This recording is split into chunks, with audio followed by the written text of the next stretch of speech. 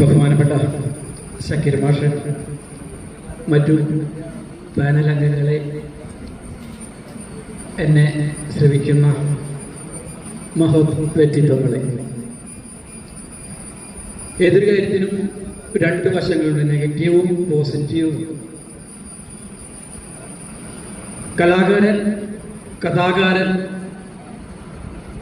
സമൂഹത്തിന് എന്ത് നൽകുന്നു, സമൂഹത്തിനുമായിട്ട് ഇടപെടുന്നത് എങ്ങനെ എന്നുള്ള കാര്യത്തിൽ രണ്ട് വശങ്ങളുണ്ട്. കല രണ്ട് വിധത്തിൽ പ്രയോഗിക്കാം. ഒന്ന് നന്മയ്ക്ക് വേണ്ടിയും രണ്ട് തിന്മയ്ക്ക് വേണ്ടിയും. എങ്ങനെ പ്രയോഗിക്കണമെന്ന് ആ കലാകാരനാണ് നിശ്ചയിക്കേണ്ടത്. ഒരു കാര്യം, നാദൂറാം വിനായക് ഗോഡ്സെ, അയാളെ കുറിച്ച് നിങ്ങൾക്ക് പ്രത്യേകിച്ച് പറയേണ്ട കാര്യമില്ലല്ലോ, എല്ലാവർക്കും അറിയാം അല്ലേ? അയാൾ ഒരു പുസ്തകം എഴുതിയിട്ടുണ്ടെന്ന് പറയുന്നത് ഞാൻ വായിച്ചിട്ടില്ല. അയാൾ ഒരു പുസ്തകം എഴുതിയിട്ടുണ്ട്. ആ പുസ്തകത്തിന്റെ പ്രതിപാദ്യം മലബാർ കലാപമാണ്. കേരളത്തിൽ അദ്ദേഹം വന്നിട്ടില്ല. ഈ മനുഷ്യൻ കേരളത്തിൽ വന്നിട്ടില്ല. അദ്ദേഹം എഴുതിയിരിക്കുന്നതിൽ ഒരു കാര്യം ഇതാണ്: കേരളത്തിലെ മുസ്ലിം ഉമ്മമാര് ഒരു പന്തവും കത്തിച്ച് തൻ്റെ മക്കളുടെ കയ്യിലേക്ക് കൊടുത്ത് ഹിന്ദുക്കളുടെ വീട് കത്തിക്കുവാനായിട്ട് പറഞ്ഞയക്കുന്ന ഒരു രംഗമാണ് ഈ വിദ്വാൻ കഥയിലൂടെ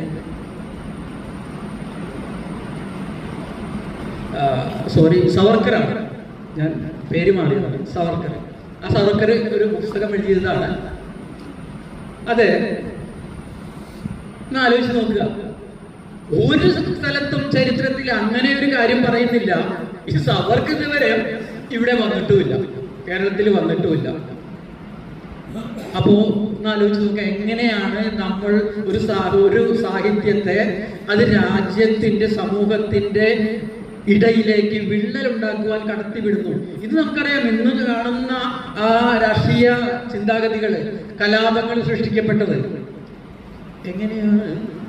ഒരു രാഷ്ട്രീയ പാർട്ടി അധികാരത്തിലേക്ക് ഏറിയത് ഒരു ഒറ്റ സീരിയലിന്റെ ബലത്തിലാണ്.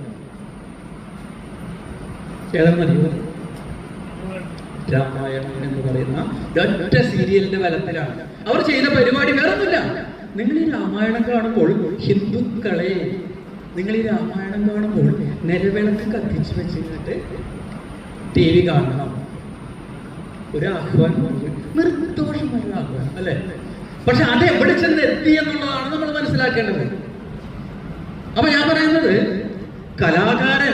കഥാകാരൻ, സാഹിത്യകാരന്മാരും സമൂഹത്തിൽ ഇടപെടുമ്പോൾ അത് നന്മയെ ലാക്കാക്കിയാണോ തിന്മയെ ലാക്കാക്കിയാണോ വേണ്ടത് എന്ന് ചിന്തിക്കുമ്പോൾ അത് സ്വീകരിക്കുന്ന വായനക്കാരാണ് ചിന്തിക്കേണ്ടത്. നമ്മളത് ഉൾക്കൊള്ളണോ ഉൾക്കൊള്ളണത്. ഇവിടെയാണ് രാജ്യത്തിന്റെ മൂല്യച്യുതി എന്നൊക്കെ പറയുന്നത് നിസ്സാരമാണത്. മൂല്യച്യുതി എന്ന് പറയാൻ പറ്റില്ല. അതിന് പച്ചമലയാളത്തിൽ നമ്മൾ കൊടുങ്ങല്ലൂർക്കാർ തെണ്ടിത്തരം എന്ന് പറയുന്നത്. രാജ്യത്ത് നടക്കുന്ന ഈ കാര്യങ്ങളെല്ലാം വെറും തെണ്ടിത്തരം എഴുതി വെക്കുക എന്നുള്ളൊരു പ്രവണതയാണ് ഇന്ന് നടന്നുകൊണ്ടിരിക്കുന്നത്.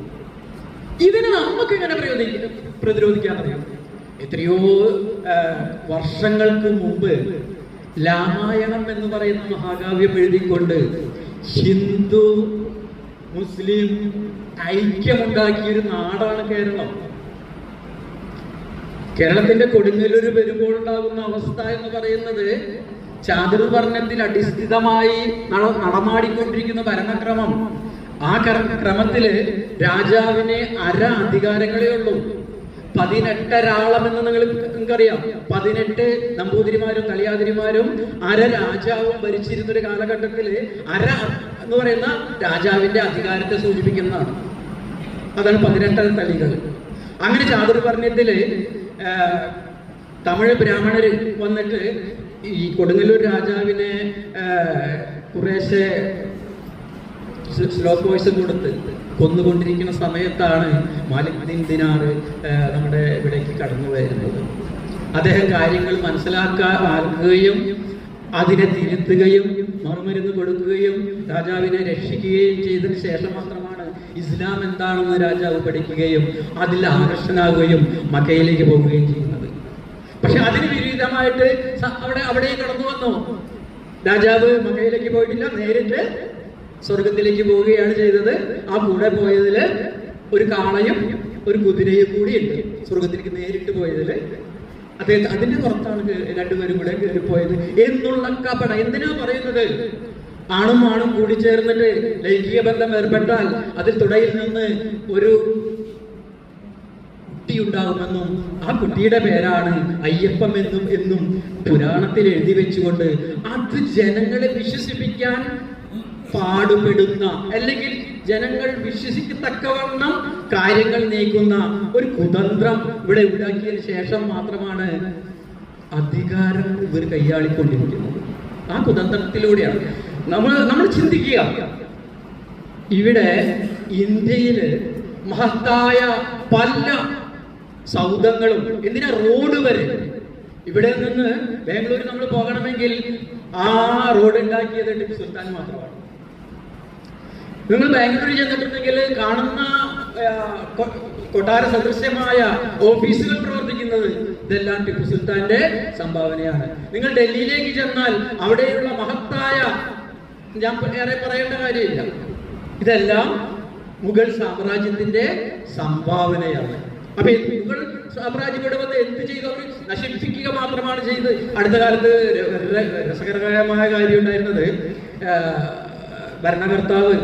ഇന്ത്യൻ ഭരണകർത്താവ് ജനങ്ങളെ തെറ്റിദ്ധരിപ്പിക്കുന്ന ഒരു പ്രസ്താവന ഉണ്ടാക്കി. ആ പ്രസ്താവന ഇതാണ്: മൗര്യ സാമ്രാജ്യ അധിപൻ വടക്ക് നിന്ന് തെക്കോട്ട് പലായനം ചെയ്തതിന്റെ ഓർമ്മ പുതുക്കലാണ് ഞങ്ങൾ അവിടെ നിന്ന് തമിഴ്നാട്ടിലേക്ക് പലായനം ചെയ്ത് തുടങ്ങും എന്നുള്ള. ഇത് രസകരമായ കാര്യം.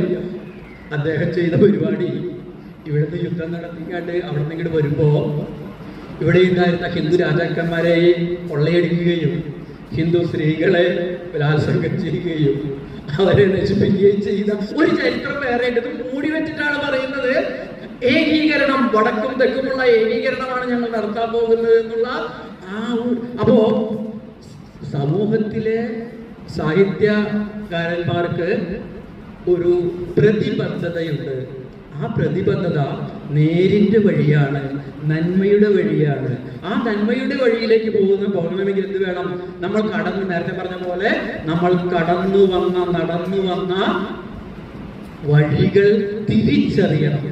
അറിവും തിരിച്ചറിവും രണ്ടാണ്. ഈ തിരിച്ചറിവാണ് സാഹിത്യകാരന്മാരെ സമൂഹവുമായി പ്രതിബദ്ധത വരുത്തുന്നത്. ആ പ്രതിബദ്ധതയാണ് നമ്മൾ തനിമ ഇവിടെ ലക്ഷ്യമാക്കുന്നത്. സമൂഹവുമായുള്ള പ്രതിബദ്ധത എങ്ങനെ പ്രതിരോധ ശക്തികളെ സമൂഹത്തിൽ ഭിന്നതയുണ്ടാക്കാൻ ശ്രമിക്കുമ്പോൾ അതിനെ കൂട്ടിച്ചേർക്കാൻ രാമായണം എന്ന് പറഞ്ഞ മഹാകാവ്യം ഉണ്ടാക്കിയത് ആ ഒരു പാരമ്പര്യം പേറുന്ന ഒരു സമൂഹമാണ് നമ്മളുടേത്. ആ സമൂഹത്തിൽ നിന്നുകൊണ്ടായിരിക്കണം നമ്മളുടെ കഥ എഴുതേണ്ടത്. ഞാൻ അധികം ദീർഘിപ്പിക്കുന്നില്ല. സദസ്സിൽ നിന്ന് വല്ല ചോദ്യങ്ങളുണ്ടെങ്കിൽ മാത്രമേ ഞാൻ ഇനി ഇടപെടുന്നുള്ളൂ. എൻ്റെ മൈക്ക് ഞാൻ മോഡറേറ്റർക്ക് കൈമാറുകയാണ്. വീഡിയോ ഇഷ്ടപ്പെട്ടെങ്കിൽ ലൈക്ക് ചെയ്യാനും ഷെയർ ചെയ്യാനും സബ്സ്ക്രൈബ് ചെയ്യാനും